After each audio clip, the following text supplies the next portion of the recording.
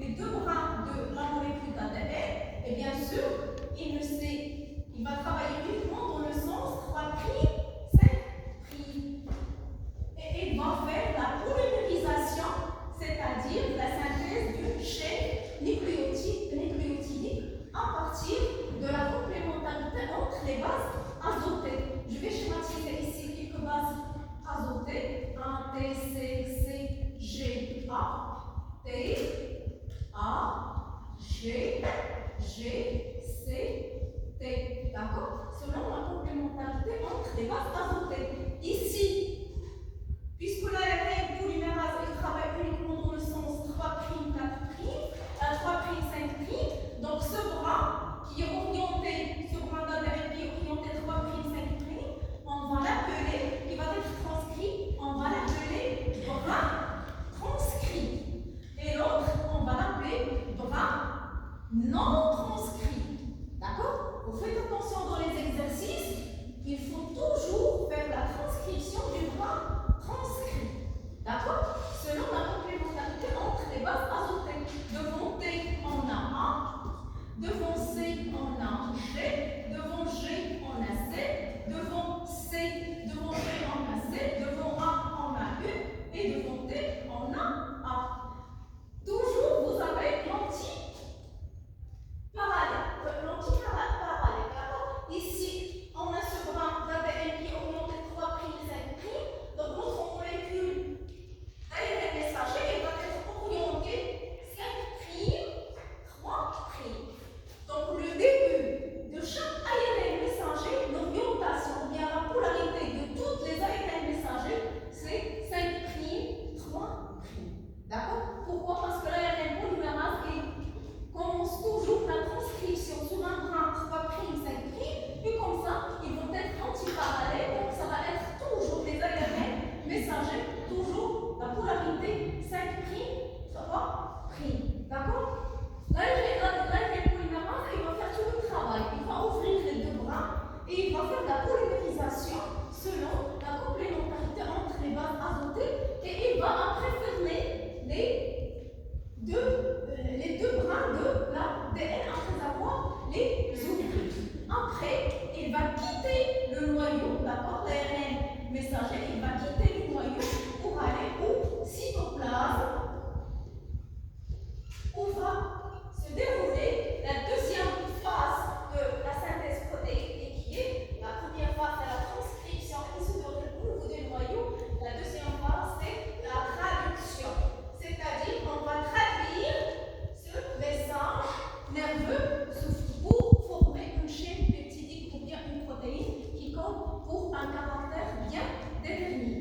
D'accord? Il va quitter le noyau via les pores de membrane nucléique. D'accord? Il va sortir au niveau du cytoplasme qu'on va l'appeler ARN messager parce qu'il porte un message et qui est l'information génétique d'un gène bien déterminé. D'accord? Je vais toujours l'ARN messager, il est orienté 5', 3'. D'accord? Le début, on a ici A, on a G, C, U, A, U, C, G. Je vais la faire allonger un petit peu. C. D'accord?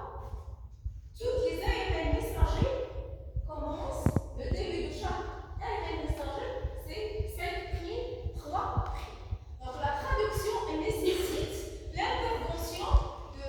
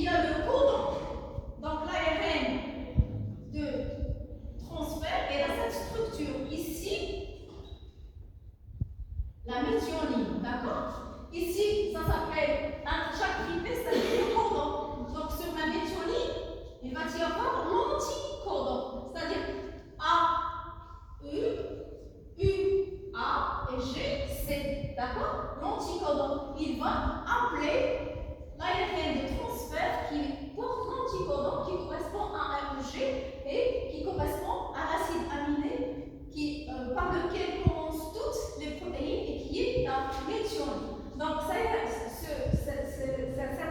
de transfert, il va être fixé au niveau du site de fixation qui se trouve au niveau de la grande sous-unité ribosomale, qui est le site A, d'accord, selon la complémentarité entre les bases azotées. Donc, U, A, C, il porte l'acide aminé qui est la méthionine, d'accord. Et pour le deuxième triplet, d'accord, l'ARN messager va appeler un autre ARN de transfert qui porte l'anticodon UCG et qui porte un autre acide aminé, d'accord. Par exemple, je sais pas la correspondance entre chaque acide aminé et l'anticodon, donc je peux vous donner des acides aminés d'une manière aléatoire. Supposons que UCG code par exemple pour la vanille, d'accord. Il va y avoir un autre ARN de transfert qui porte l'anticodon un UCG, d'accord, qui va être fixé sur le deuxième site, qui est le site P, d'accord. Ici, vous avez UCG, d'accord, qui porte l'acide aminé, je ne sais pas, qui est par exemple la vanille. Et devant les deux acides aminés formés, il va y avoir la formation d'une liaison peptidique, d'accord. Cette phase s'appelle l'initiation, d'accord. Et puis, le ribosome, il va se déplacer tout au long de l'ARN messager de la même manière pour lire chaque triplet et qui doit être remplacé par l'acide aminé qui correspond à l'anticodon qui existe sur l'ARN messager. Donc, il va être allongé. D'où son nom, la phase d'élongation. D'accord? La phase d'élongation. Donc, il va être, le ribosome, il va se déplacer tout au long de l'ARN messager. Il va lire, d'accord, les codons, l'anticodon, l'ARN de transfert, il va ramener les acides aminés. Et ainsi, vous aurez ici la formation d'une chaîne peptidique. D'accord? Ici maintenant, vous aurez l'alanine, d'accord? L'alanine, l'isoleucine, l'acide glutamique et ainsi de suite. Quand est-ce que le ribosome il va s'arrêter? D'accord? Quand il va trouver un cordon stop qui sont en nombre de 3. Vous avez sur le tableau du code génétique donc un cordon stop ou bien un triplet qui n'a pas de sens.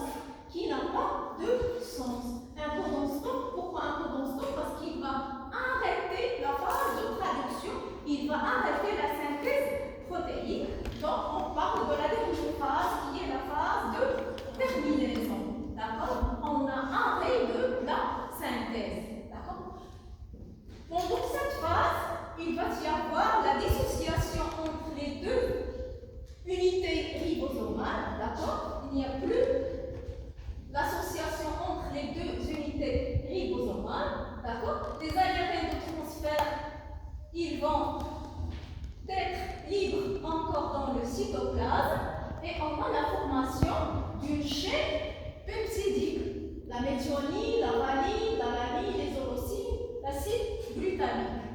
Maintenant, il va y avoir l'intervention d'une enzyme qui va couper la méthionine, d'accord, il va être enlevé parce que le codon initiateur AUG, il a servi uniquement à la ribosome de savoir le début, d'accord, de l'ARN messager. La méthionine, il ne fait pas partie de la protéine qui va être synthétisée, d'accord, elle va être enlevée et vous aurez la chaîne peptidique qui